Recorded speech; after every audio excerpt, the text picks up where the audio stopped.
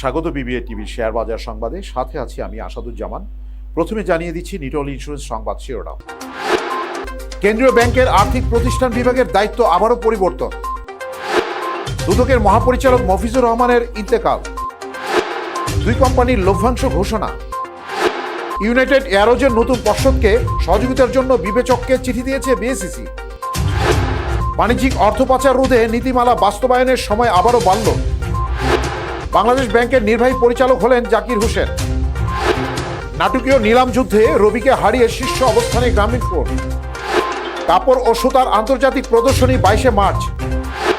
দেশ জেনারেল ইন্স্যুরেন্সের আইপিও ও lottery draw আগামীকাল। শুনছিলেন নিটল ইন্স্যুরেন্স সংবাদ শিরোনাম, এবার বিস্তারিত।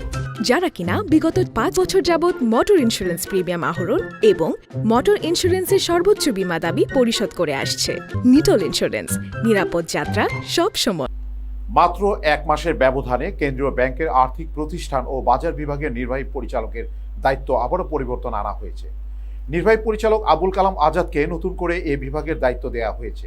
এর আগে 4 ফেব্রুয়ারি আর্থিক কেলেঙ্কারি অভিযোগে নির্বাহী পরিচালক শাহ আলমকে এই বিভাগের দায়িত্ব থেকে সরিয়ে নির্বাহী পরিচালকের জ্যেষ্ঠতা তালিকার প্রথম ব্যক্তি হুমায়ুন কবিরকে দায়িত্ব দেওয়া হয়েছিল। আকস্মিক এই পরিবর্তনে বিস্ময় প্রকাশ করেছেন খোদ আর্থিক প্রতিষ্ঠান বিভাগের কর্মকর্তারা। এখন থেকে কেন্দ্রীয় ব্যাংকের গুরুত্বপূর্ণ আর্থিক প্রতিষ্ঠান বিভাগ সহ 2 বিভাগের দায়িত্ব পালন করেন আবুল কালাম আজাদ। এছাড়া তিনি IPFF 2 বিভাগের প্রকল্প পরিচালক হিসাবে দায়িত্ব পালন করবেন। দুর্নীতি দমন কমিশনের পরিচালক এবং সিনিয়র জেলা ও দায়রা জজ মোহাম্মদ মফিজুর রহমান ইন্তেকাল করেছেন। ইন্না লিল্লাহি ওয়া ইন্না ইলাইহি রাজিউন। গতকাল সোমবার দিবাগত রাত 2:30টার দিকে নিজ বাসায় মারা যান তিনি। দুদকের জনসংযোগ কর্মকর্তা প্রণব কুমার ভট্টাচার্য বিষয়টি নিশ্চিত করেছেন। দুদক মহাপরিচালক এবং সিনিয়র জেলা ও দায়রা জজ মফিজুর রহমান 13তম BCH ব্যাচের কর্মকর্তা ছিলেন। পুঁজিবাজারে তালিকাভুক্ত প্যারামাউন্ট ইন্স্যুরেন্স এবং গোল্ডেন হারভেস্ট অ্যাগ্রো ইন্ডাস্ট্রিজের লভ্যাংশ ঘোষণা করা হয়েছে। 31শে ডিসেম্বর 2020 সমাপ্ত আর্থিক বছরে সংশ্লিষ্ট বিনিয়োগকারীদের জন্য 20% বোনাস লভ্যাংশ ঘোষণা করেছে প্যারামাউন্ট ইন্স্যুরেন্স। এ সময় কোম্পানিটির শেয়ার প্রতি আয় হয়েছে 5.38 টাকা। আগের বছর EPS হয়েছিল 1.14 টাকা। আগামী 3রা মে সকাল 11টায় ডিজিটাল প্ল্যাটফর্মে কোম্পানির বার্ষিক সাধারণ সভা AGM অনুষ্ঠিত হবে। গোল্ডেন হারভেস্ট অ্যাগ্রো সাধারণ বিনিয়োগকারীদের জন্য 2% অন্তর্বর্তীকালীন নগদ লভ্যাংশ ঘোষণা করেছে। 2019-2020 আর্থিক বছরের নিরীক্ষিত আর্থিক হিসাবের উপর ভিত্তি করে রিজার্ভ থেকে এই লভ্যাংশ ঘোষণা করা হয়েছে। বিনিয়োগকারী নির্বাচনে আগামী 8 এপ্রিল রেকর্ড ডেট নির্ধারণ করা হয়েছে। পুঁজিবাজারে তালিকাভুক্ত ইউনাইটেড এয়ারওয়েজ সার্বিক উন্নয়নের নতুন পরিচালনা পর্ষদ গঠন করা হয়েছে। এ পর্ষদের সহযোগিতার জন্য বেসরকারি বিমান চলাচল কর্তৃপক্ষকে চিঠি দিয়েছে বিএসইসি। ইউনাইটেড এয়ারওয়েজের নতুন পরিচালক পর্ষদের সঙ্গে পরিচিতির পাশাপাশি কোম্পানির সম্পর্কে কোনো সিদ্ধান্ত নেয়ার ক্ষেত্রে বিএসইসির সঙ্গে যোগাযোগ করা, একই সঙ্গে পুরনো পরিচালনা পর্ষদের কথায় কোনো সিদ্ধান্ত না নেয়ার অনুরোধ জানানো হয়েছে চিঠিতে। দীর্ঘদিন ধরে ব্যবসায়িক কার্যক্রম বন্ধ রয়েছে ইউনাইটেড এয়ারের। 2010 সালে পুঁজিবাজারে তালিকাভুক্ত হওয়ায় কোম্পানিটি বর্তমানে ওভার দ্য কাউন্টার মার্কেটে অবস্থান করছে। বৈদেশিক বাণিজ্যের আড়ালে অর্থ পাচারের রোধে প্রতিটি ব্যাংকের করণীয় নিয়ে নিজস্ব নীতিমালা তৈরি ও তা বাস্তবায়নের সময়সীমা 2য় দফায় আগামী 30শে জুন পর্যন্ত বাড়িয়েছে কেন্দ্রীয় আর্থিক গোয়েন্দা সংস্থা বাংলাদেশ ফাইন্যান্সিয়াল ইন্টেলিজেন্স ইউনিট। 2019 সালের 10ই ডিসেম্বর এক সার্কুলারের মাধ্যমে আন্তর্জাতিক বাণিজ্যে মানি লন্ডারিং, সন্ত্রাসী কার্যক্রম ও ব্যাপক ধ্বংসাত্মক অস্ত্র বিস্তারের অর্থায়নের ঝুঁকি মোকাবেলায় কার্যকর ব্যবস্থা গ্রহণে তফসিল ব্যাংকগুলোর নিজ নিজ প্রতিষ্ঠানের আন্তর্জাতিক বাণিজ্যের ক্ষেত্রে ব্যক্তি, গ্রাহক সংখ্যা, প্রকৃতি ইত্যাদি বিবেচনার নিজস্ব নীতিমালা প্রণয়ন করে 2020 সালের 1 জুনের মধ্যে তা বাস্তবায়নের নির্দেশ দেওয়া হয়, যা কোভিড-19 মহামারী ও কতিপয় ব্যাংকের আবেদন বিবেচনায় 2020 সালের 1 নভেম্বর পর্যন্ত বর্ধিত করা হয়। কেন্দ্রীয় ব্যাংকের বাংলাদেশ ফাইন্যান্সিয়াল ইন্টেলিজেন্স ইউনিটের মহাব্যবস্থাপক থেকে পদোন্নতি পেয়ে নির্বাহী পরিচালক হয়েছেন মোহাম্মদ জাকির হোসেন চৌধুরী।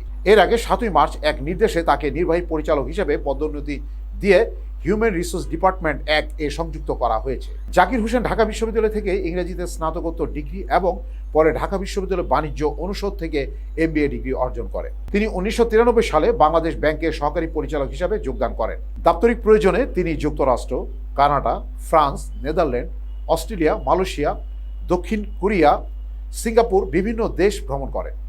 কুমিল্লা জেলার চৌদ্দগ্রাম উপজেলায় জন্মগ্রহণ করেন জাকির হোসেন। তরঙ্গ নিলামে 2100 মেগাহার্টজ ব্যান্ডের শেষ একটি ব্লক নিয়ে 7.5 ঘন্টা যুদ্ধ শেষে রবিকে হারিয়ে জয়ী হয়েছে গ্রামীণফোন। 5 মেগাহার্টজের তরঙ্গের ওই ব্লকের প্রতিটি মেগাহার্টজের ভিত্তিমূলক ঠিক হয়েছিল $27 মিলিয়ন। নিলামে 73% বেশি দাম দিয়ে গ্রামীণফোন সেটি কিনেছে $46.75 মিলিয়ন দরে। শীর্ষক দুই অপারেটর গ্রামীণফোন ও রবি ওই ব্লকের জন্য দীর্ঘ সময় নিলামের ডাক চালিয়ে যায়। 80তম রাউন্ডে রবি সরে দাঁড়ালে 81তম রাউন্ডে $47 মিলিয়ন দর উঠলে দুই অপারেটর অস্বীকৃতি জানায়। তখন নিয়ম অনুযায়ী আগের দরে গ্রামীণফোন এই ব্লক জিতে নেয়। গতকাল সোমবার বেলা 1:30টার দিকে নিলাম প্রক্রিয়া শুরুতে ডাক থেকে সরে যায় বাঙালি। 2.5 ঘন্টা চেষ্টা চালিয়ে রাষ্ট্রায়ত্ত অপারেটর টেলিটকো বিকাল 4টার দিকে হাল ছেড়ে দেয়। তবে রবি ও গ্রামীণফোন চেষ্টা চালিয়ে যাওয়ার দর বাড়তে থাকে। শেষ পর্যন্ত রাত 8:40-এ শেষ হাসি হাসে দেশের সবচেয়ে বড় অপারেটর গ্রামীণফোন। সুতা, বস্ত্র ও আনুষঙ্গিক উপকরণ নিয়ে আগামী 22শে মার্চ রাজধানীতে শুরু হচ্ছে 17তম Dhaka international yarn and fabric show 2021।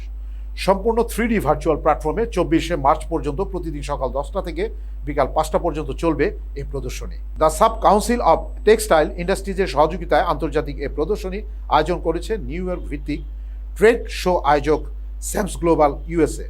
প্রদর্শনীটি দর্শনার্থীদের জন্য সম্পূর্ণ ফ্রি থাকলেও প্রদর্শনীতে অংশ নিতে অবশ্যই নিবন্ধন করতে হবে। চীন, ভারত, তুরস্ক, মরক্কো থেকে 80টির বেশি প্রদর্শক বিভিন্ন ধরনের টেক্সটাইল দ্রব্য ভার্চুয়াল উপস্থাপন করবেন। এই প্রদর্শনীতে অংশগ্রহণকারীদের জন্য আলাদা বুথ থাকবে। আগ্রহীরা যে কোনো বুথে গিয়ে পণ্য দেখতে ও প্রয়োজনীয় ভয়েস ও ভিডিও কনফারেন্সের মাধ্যমে প্রস্তুতকারীদের সঙ্গে কথা বলতে পারবেন। আগামীকাল বুধবার বেলা 11টায় ডিজিটাল প্ল্যাটফর্মে অনুষ্ঠিত হবে পুঁজিবাজার থেকে অর্থ উত্তোলনের অনুমোদন পাওয়া দেশ জেনারেল ইন্স্যুরেন্স লিমিটেডের আইপিও লটারি ড্র।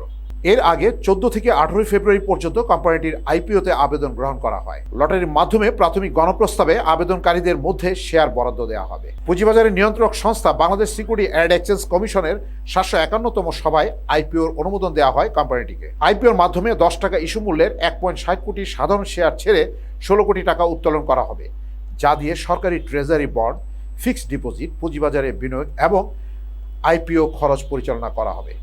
সংবাদ শেষ করব, যাবার আগে শিরোনামগুলো জানিয়ে দিচ্ছি আরও একবার। কেন্দ্রীয় ব্যাংকের আর্থিক প্রতিষ্ঠান বিভাগের দায়িত্ব আবারও পরিবর্তন। দুদকের মহাপরিচালক মফিজুর রহমানের ইন্তেকাল। দুই কোম্পানির লভ্যাংশ ঘোষণা। ইউনাইটেড এয়ারওয়েজের নতুন পর্ষদকে সহযোগিতার জন্য বিবেচককে চিঠি দিয়েছে বিএসইসি। বাণিজ্যিক অর্থ পাচার রোধে নীতিমালা বাস্তবায়নের সময় আবারও বাড়ল। বাংলাদেশ ব্যাংকের নির্বাহী পরিচালক হলেন জাকির হোসেন। নাটকীয় নিলাম যুদ্ধে রবিকে হারিয়ে শীর্ষ অবস্থানে গ্রামীণফোন। কাপড় ও সুতার আন্তর্জাতিক প্রদর্শনী 22শে মার্চ। দেশ জেনারেল ইন্স্যুরেন্সের আইপিও ও লটারি ড্র আগামীকাল। বিবিএ টিভি সংবাদ এই পর্যন্তই। সর্বশেষ সংবাদ জানতে ভিজিট করুন YouTube/BBA-TV এবং ফেসবুকে লগ ইন করুন Facebook/BBA-TV। এছাড়াও আমাদের ওয়েবসাইট ভিজিট করুন www.bbtv.news। এতক্ষণ সঙ্গে থাকার জন্য ধন্যবাদ।